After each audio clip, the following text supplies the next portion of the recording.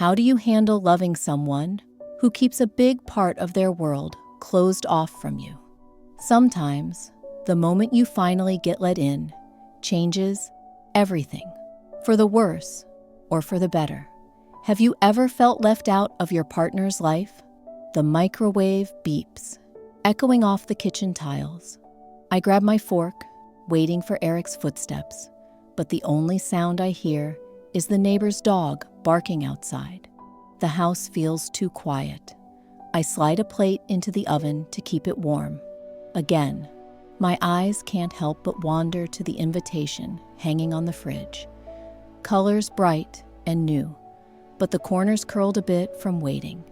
Eric pops his head in, still on his phone. Hey, sorry, I'll eat later.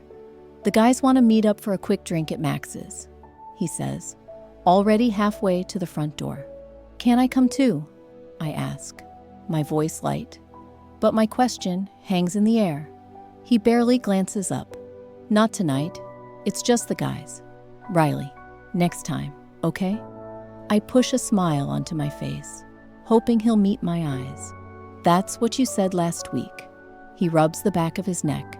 Yeah, well, next weekend's barbecue. That's the whole thing. Maybe. I nod, fingers tracing the line of the fridge, right over that unopened invite. Maybe isn't no, but it's never really yes either. He jingles his keys, fidgeting. I don't want you to be bored. It's always just dumb stories and football. Seriously, I'll be back soon. Before I can answer, the door swings shut and his footsteps fade. Silence falls again. But this time, it feels heavy. The air smells like reheated pasta and wilted spinach. I eat alone by the sink, chewing slow. The invitation stares at me, bold and bright, but not an inch closer to being opened. My phone blinks. Sam's text pops up. You coming to paint night tomorrow? Miss your face. I type back, let you know, maybe. Tonight, I just can't pretend I don't mind. I stack Eric's leftover dinner in the fridge, shutting the door a little too hard. The emptiness after a maybe hurts more than a straight no ever could. Later, Eric finally returns, laughing as he kicks off his shoes. His stories are full of, Derek did this, or Kyle tried that. He flops on the couch, feet up, already lost in a recap of the game. I try to sit beside him, hopeful. Sounds fun. Would your friends ever want to meet me? He rolls his eyes, but it's quick. They'll eat you alive. You're too nice for that crowd. Just chill, Riley. I pull the old friendship bracelet from my hoodie pocket, twisting it around my finger while he talks. He never notices. Okay, I whisper, even if my heart says otherwise. Maybe some other time. He nods, already distracted, lost in his own world. The TV hums. I wander back to the kitchen, staring at that invitation. Each night it hangs there, the more it feels like it's laughing at me. I never thought I'd feel like a stranger at home, but that's what happens when someone you love shuts a door you're dying to open. If you've ever felt shut out of a part of someone's world, what did you do? Did you let it go? Or did you speak up? Tell me in the comments. You never know who needs to hear your story. I turn off the kitchen light and head to bed alone. The invitation stays pinned, bright and loud, waiting for the moment the door finally opens. The chatter of the cafe blends with clinking cups and the whir of the milk steamer. Riley stares out the window, her latte slowly cooling between her hands. Samantha sits across from her, eyebrows raised in concern, bright mural paintings filling the wall behind her. Riley gives a frustrated sigh. I just don't get it, Sam. Every weekend, Eric's out with his friends. All those jokes and childhood stories. He leaves me out like it's nothing. I just want to be a part of his world, not stuck at home waiting for leftovers. Sam leans in, voice low but firm. You have to tell him, Riley. He might love you. But if he doesn't know how hurt you feel, he can't change it. Don't just bottle it up. That never works. Riley runs her finger around the rim of her cup. What if I sound clingy? What if I'm making a big deal over nothing? Sam's tone shifts, gentle but clear. You're not. You deserve to feel included. You matter. Telling him is better than letting resentment grow. They sit for a beat, the cafe noise filling the empty spaces. Riley nods, her smile small. All right, I'll try. No more hiding. That night, Riley prepares dinner for two, setting the table with extra care. Eric comes home late, jacket half off, bag slung carelessly over a chair. Hey, I'm starving. Smells great. He flashes a tired grin. Eric, Riley starts bravely. Can I ask, next time you go out with your friends, could I come too? It'd be nice to meet them, finally. He shrugs, glancing at his phone. It's just the guys, Riley. You'd probably be bored. Nothing personal, I swear. Riley's hope fades a little.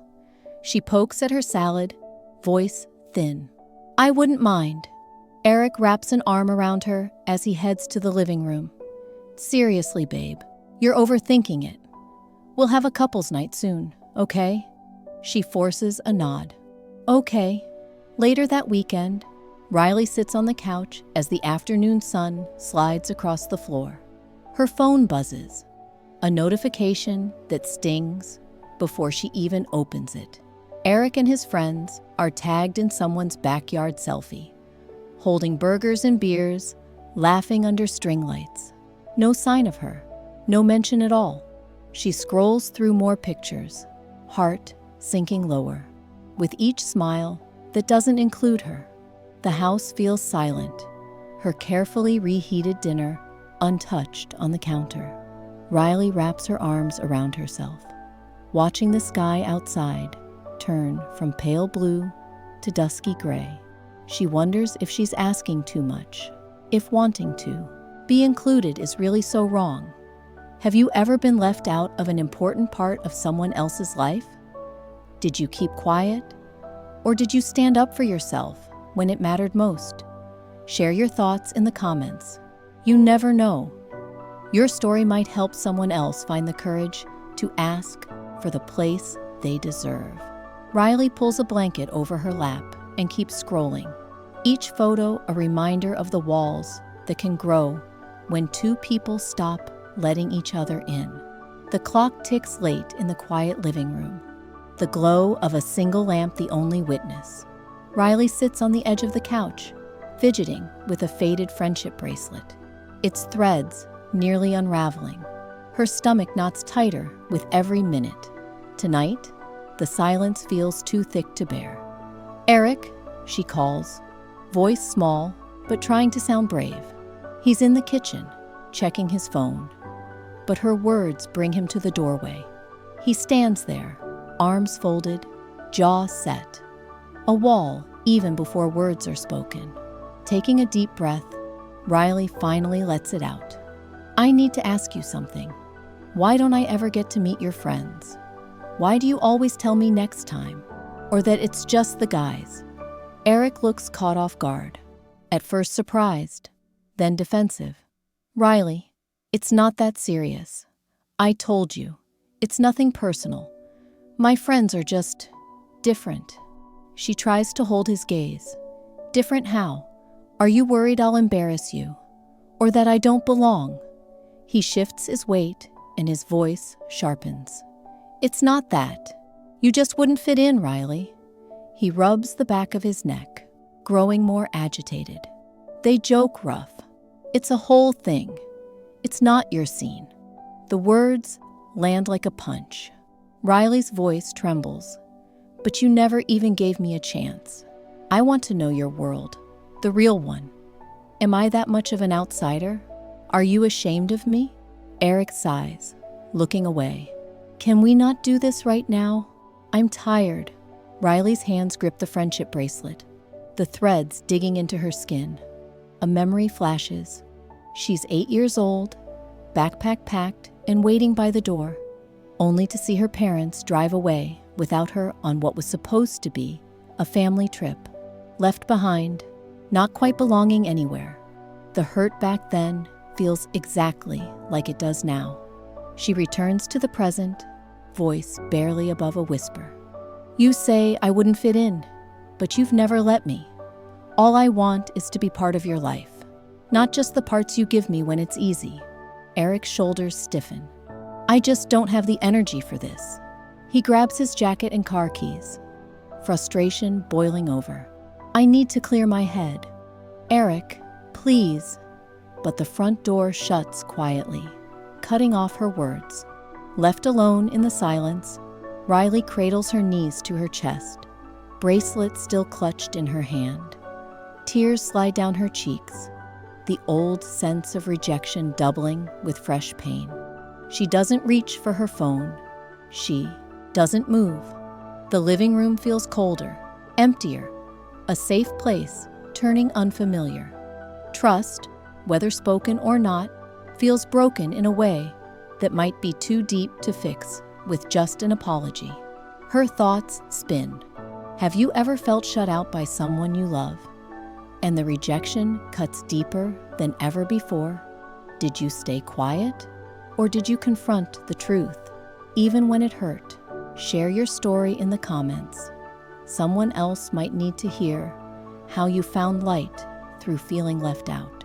As the bracelet's threads wind through her fingers, Riley closes her eyes and lets the darkness settle. The invitation on the fridge still waits, untouched, a silent reminder that sometimes the hardest walls to break are the ones closest to home. The neighborhood hums with evening energy. Kids racing through yards, grills hissing hot, laughter stirring the air above patriotic music. Riley steps onto her porch alone, her hands tight around a bowl of potato salad.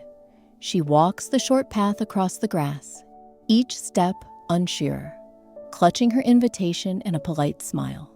The 4th of July barbecue is already in full swing. Her neighbor's banner waves over a table piled with paper plates and sparkly napkins. As she arrives, a wave of conversation washes over her, but Riley lingers near the fence. Couples sit close, sharing inside jokes and stories, their kids darting between folding tables. She tries to blend in, offering her dish for the buffet, accepting a lemonade. She waves at families she knows only by face, not by heart. With each round of laughter, she feels more like a guest at someone else's happiness than a real part of it. Someone bumps into her elbow. It's Sam, all sunshine and paint stains from a recent project. She swoops in for a hug. You made it. I saved you a seat, she says, pointing with her cup to an open spot on a faded picnic blanket. You should come to painting night tomorrow. Promise you won't regret it. Maybe it'll help, shake this funk. Sam's words are gentle, but her eyes are searching. Riley hesitates. Maybe. She tries to smile, but it flickers. It just feels weird. Everyone's got their someone. She glances at a nearby couple, arms linked, whispering jokes over their hamburgers. Sam nods, her voice low. Sometimes you gotta plant yourself somewhere new. You don't have to be lonely all by yourself, Riley brushes a crumb from her shorts, voice softer. I know. I just can't stop thinking about where Eric is, or who he's with. The sparkler bucket at the end of the table is overflowing. Leftovers from laughing children. Riley drifts toward it, picking one up and running her thumb along the cold wire. The scene around her blurs, the music now a distant soundtrack to her thoughts. Everywhere she looks, there's evidence of togetherness. A father spinning his daughter to the Star-Spangled Banner. Neighbors trading old holiday stories. Friends passing photos around a table. Riley aches for warmth, for belonging. She feels the sharp edge of all she's missing. A moment flashes through her memory. Her first summer with Eric, when he promised she'd be part of the crew soon. She wonders when that promise faded. Sam tugs her sleeve again. "Painting night, please?" Sam's hope is contagious, if only for a moment.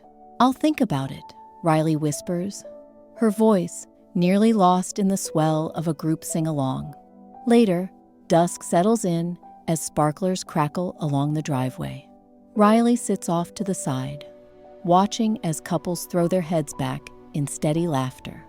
For a moment, she considers sneaking home, but then she sees Sam beckoning from a circle of women, brushes and canvases behind them.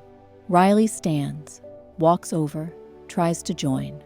But as happy couples drift in and out, she feels the old ache return, heavier this time. Every smile she fakes deepens the gulf inside her. She paints quietly, her strokes dark, colors bleeding together in the dim light. When she returns home, the house feels emptier than usual. She opens her journal, the pen hovering over the page. Am I just too soft for Eric's world? Would his friends laugh at me if he ever let me in? When did I start thinking one lonely night could break me? And now it feels like every night does.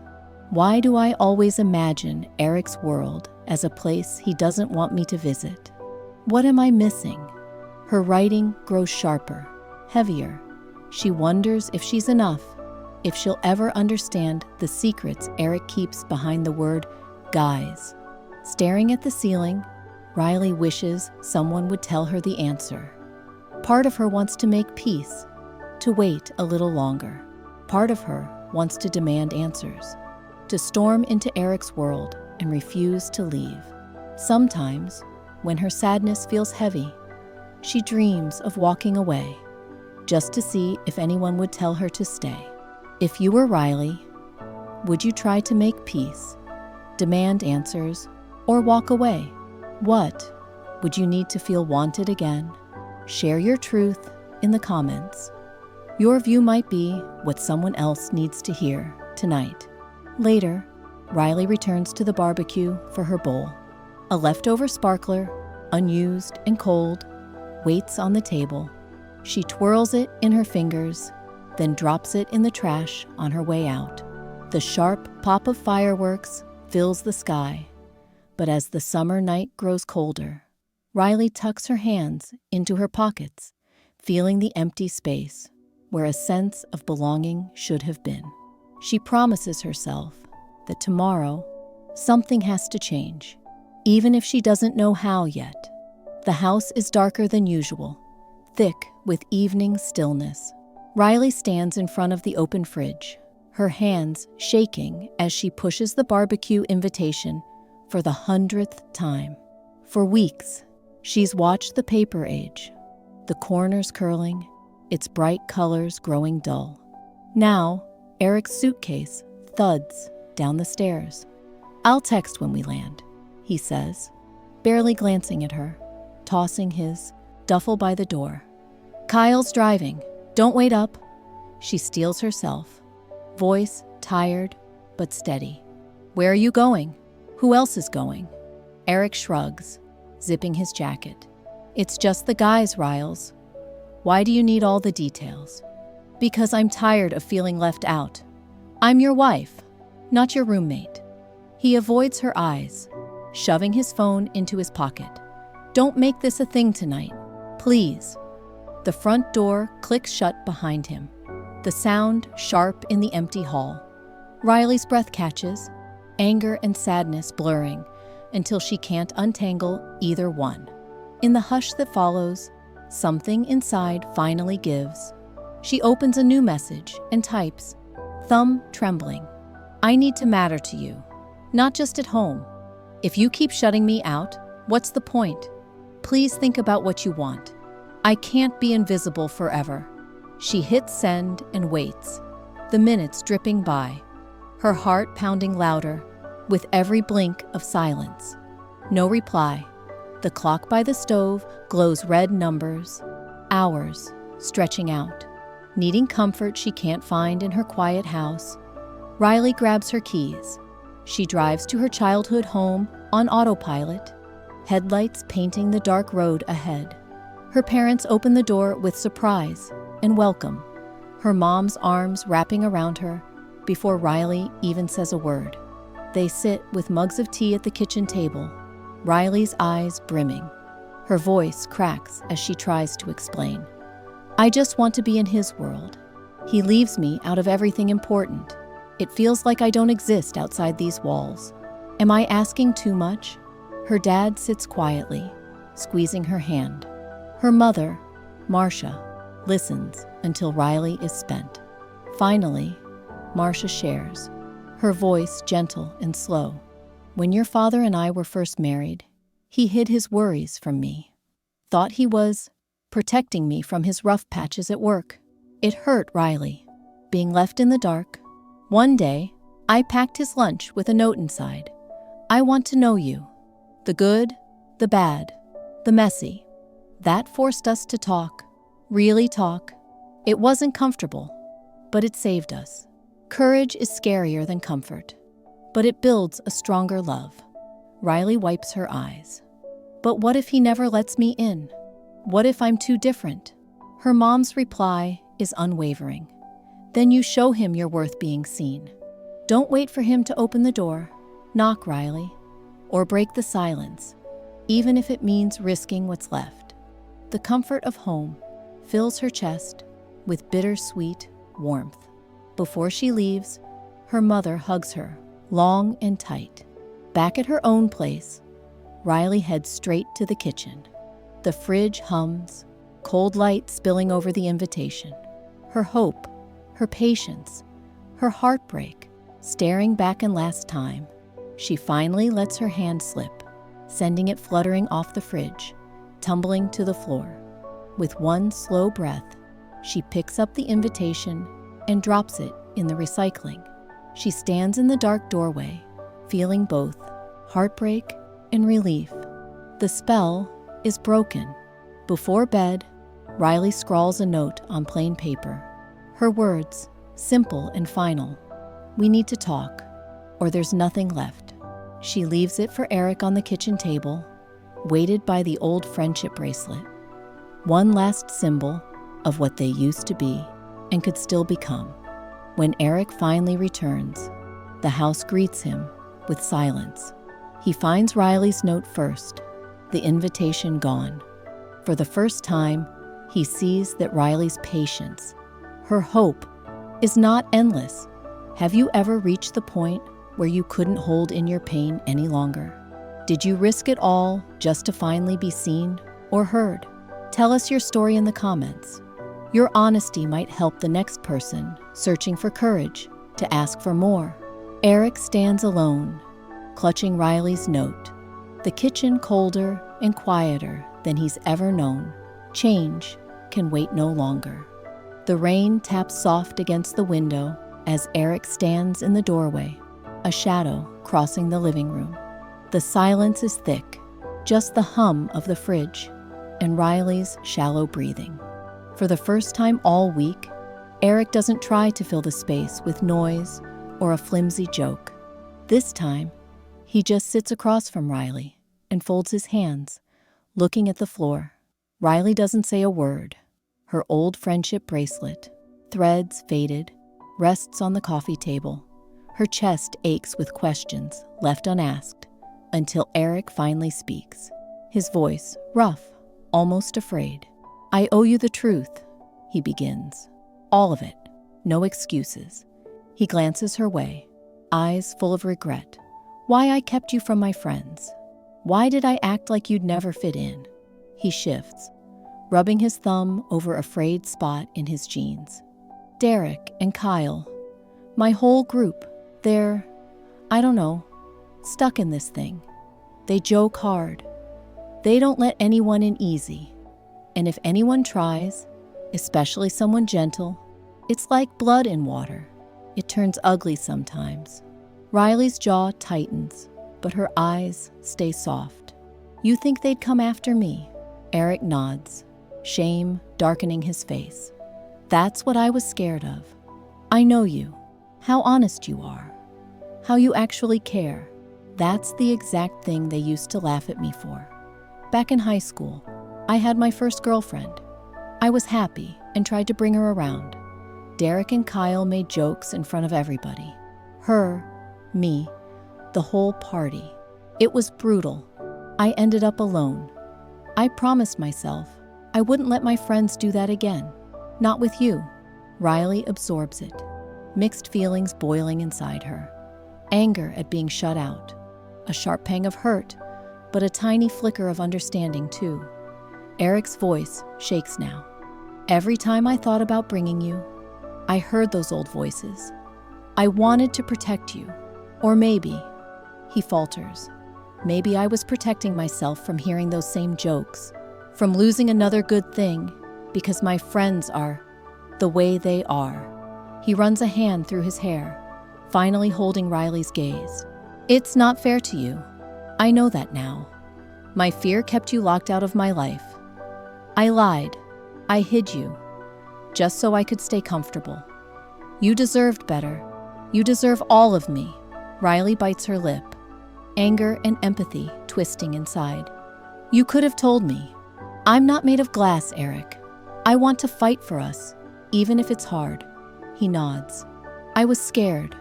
Scared of losing you. Scared of those old memories. Just scared. His confession hangs in the room, heavy but honest. For a long moment, neither of them moves. The wounds between them aren't plain anger or betrayal. They're layered, tied to old scars that have never healed. Riley's voice is steady, though her hands tremble. Thank you for telling me. But that's not the same as letting me in. You tried to protect me, but it just made me feel more alone. Eric's eyes glisten, a rare vulnerability surfacing. You're right. I promise. No more hiding. I want you to meet them. All of them. And if they say a word, I'll stand beside you. I'll make sure you always know you belong. Riley stays quiet, turning her bracelet over in her palm. She remembers being 8 years old, waiting for her parents to come back. The ache of exclusion, still alive, beneath her ribs. She meets Eric's eyes, not with anger, but with a tired hope. I want to try, but I need you to stand by me, not just bring me along. He nods earnestly. I will. I won't let them or my old fears get in the way of us anymore. Riley slips the old bracelet over her wrist. The threads are thin, but they hold. Sometimes the first step to healing isn't fixing everything overnight. Sometimes it's hearing the real reason and deciding if the truth is enough to start again. Have you ever discovered that your partner's actions came from old pain or fear? Did it make you want to forgive, or did it just hurt more? Share your experience in the comments. What did you need to help your heart heal? Or what advice would you give others facing something similar? Riley leans back, hugging her knees close. A storm of hope and hurt swirling inside. She knows the work isn't done, but for the first time, she's holding a piece of the truth, and that might be enough to start healing. The oven timer dings softly in the quiet kitchen. Riley wipes her hands on her apron, heart fluttering as she pulls her signature peach cobbler from the oven. She tries to steady her nerves, glancing at Eric with a hopeful smile. Eric looks up from his phone, a little more present than usual. I'm really glad you're coming tonight, he says, voice softer than it's been in weeks. Riley nods, packing up the cobbler and plates. I'm nervous, but I want to do this. On the drive, the hum of the car fills the silence between them. Eric squeezes her hand once at a red light. Awkward, but honest. You'll do great, Riles. Just be yourself. At the backyard, laughter and the snap of the football ring out over the scent of BBQ and cut grass. Eric leads Riley toward the circle of familiar faces, Derek, Kyle, and a scatter of others. The talking slows for a split second as Riley appears, cobbler in hand. Kyle elbows Derek and grins. Looks like the famous cobbler has finally arrived. Derek laughs, sizing her up with mock drama. Bet it'll put the store-bought pie to shame. Welcome to the lion's den, Riley. Riley balances the dish at the table. Her nerves flutter as inside jokes and patches of old teasing swirl around. She forces a warm, genuine smile, setting the cobbler down. The rich smell draws a curious crowd, and even the roughest voices pause for a moment. Eric clears his throat, standing a little taller. Hey, everyone. Before we dig in, I want you to meet someone who means everything to me. This is Riley. The group turns, focus sharpening. For the first time, Eric pushes out of the background, saying, Riley has put up with more, maybe next times, than anyone should. I've kept her away because I was afraid. But that stops today. She's amazing. She belongs everywhere I do, and I want all of you to know how lucky I am. A hush spreads. Derek shifts, hands in his pockets, then looks straight at Riley. Hey, sorry for making you feel left out before. That wasn't right. Kyle nods, a little embarrassed. Yeah, we act tough sometimes. Didn't mean to shut you out. Glad you're here, seriously. The awkwardness eases as laughter returns. Someone shouts, Are we gonna eat or stand around all night? The peach cobbler disappears in minutes, sparking little conversations. Derek jokes about needing the recipe, and soon others ask about Riley's art teaching and her take on football plays. As the sky darkens, conversations wander from teasing to real stories. Riley finds herself laughing genuinely, a plate of cobbler resting on her knee. Eric catches her gaze by the fire pit, a question and a thank you in his eyes. She grins, the last of her nerves slipping away. A moment settles between them, a quiet understanding that everything is different now. The walls have come down. Have you ever had to step into a new world and prove you belong? What was your first step? Share your story in the comments. Someone out there might be looking for courage tonight. Riley takes a deep breath, surrounded by jokes and new smiles. Finally, a part of the whole story she'd always hoped to join. The fire crackles in the camping ring, casting warm shadows over bundled up friends, passing marshmallows. I can hear Derek and Kyle debating the best way to toast a s'more, while Eric and I lean together on a fallen log, laughter rising into the open night. My cheeks ache from smiling. Tonight, I'm not sitting on the outside watching, but in the heart of it all, sharing stories and jokes under a sky full of stars. A few weeks ago, I never imagined feeling this at home. Since Eric finally opened the door to his world, everything has changed. There are birthdays now where I'm not just an afterthought. I'm the first one invited to help decorate the cake, make frosting flowers with Sam, and even let Kyle pick the playlist, which, yes, was a mistake, but it's our new tradition to laugh about it. Sunday football parties at our house are louder and messier, with both my friends and his fighting over sofa cushions and shouting at the TV. Eric's friends learned about my art club, and last weekend, Derek even volunteered to model for our Paint a Goofy Face challenge. Completely unself-conscious, a little wild, and totally real. Sam and Kyle swapped phone numbers. I caught them making plans for coffee before I could even suggest it. These little moments stitch us together, proof that the chosen family can grow out of old, guarded circles.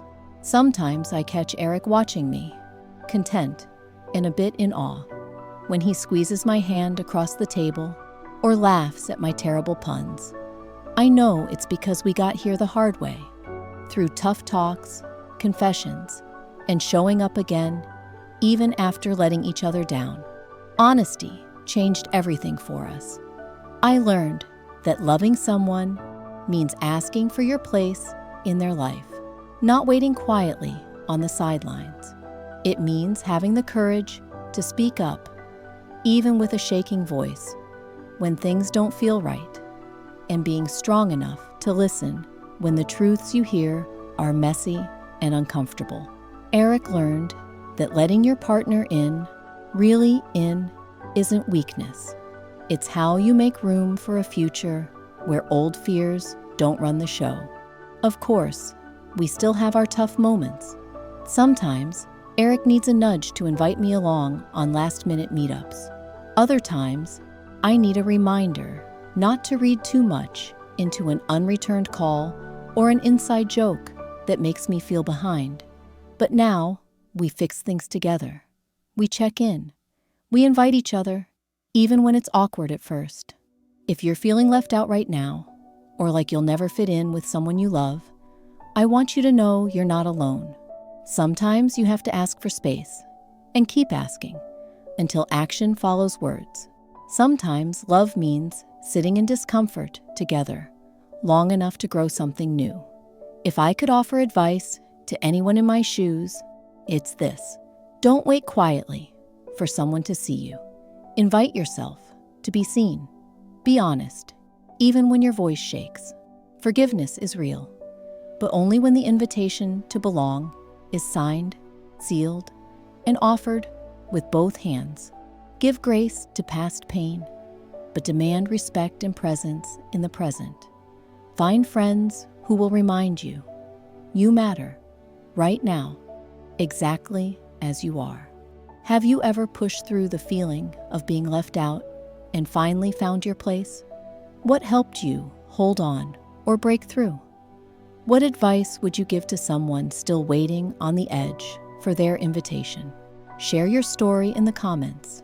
Your courage could be someone else's first step inside. As I close the scrapbook on our kitchen table, I add my now signed invitation, Eric's looping signature next to mine, written in a burst of colored markers. It's no longer a symbol of waiting. It's proof of belonging. The door is open now, and it's never closing again. If Riley's story touched you, take a moment to look at your own journey. Have you ever felt left out by someone you loved, or finally found your place after speaking up? Share your experience in the comments below. What helped you? Or what advice would you offer to someone still waiting for their invitation? If you believe real love means making room for each other in every part of life, don't forget to like, share, and follow for more true stories about courage, belonging, and hope. Remember, sometimes the first step inside starts with your voice. Your story could be the invitation someone else is waiting for. Let me know if you want a short, punchy version for social media.